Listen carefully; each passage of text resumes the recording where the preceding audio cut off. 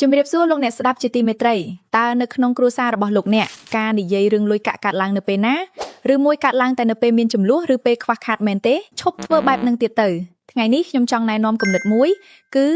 ការណាត់ជួបជជែករឿងលុយកាក់ឬ financial date night ការជជែករឿងលុយមិនមែនជារឿងគួរឲ្យធុញទ្រាន់ទេបើប្តីប្រពន្ធចេះបើកចិត្ត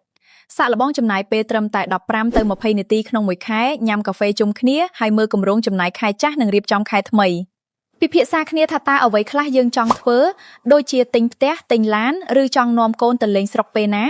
ឬចង់សម្រេចផែនការនាពេលអនាគតណាមួយធ្វើបែបនេះនឹងជួយកាត់បន្ថយភាពតានតឹងនិងបង្កើនភាពស្និទ្ធស្នាលក្នុងគ្រួសារក្នុងពេលនៃការជជែកគ្នាហាមដាក់បន្ទុកឬបន្ទោសទៅលើភាគីណាមួយថាចាយវាឬចាត់ចែងមិនបានត្រឹមត្រូវសូមប្រើពាក្យថាយើងដើម្បីបញ្ជាក់ពីការទទួលខុសត្រូវទាំងអស់គ្នា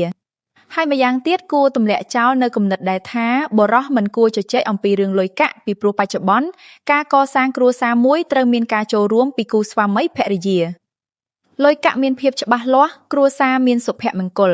សាក់លបងណាត់ស្វាមីភរិយារបស់លោកអ្នកជជែកគ្នានៅចុងសប្តាហ៍នេះសាក់មើលជួបគ្នានៅភាគក្រោយ First Finance ដៃគូដំណោះស្រាយហិរញ្ញវត្ថុផ្នែកលំនៅឋាន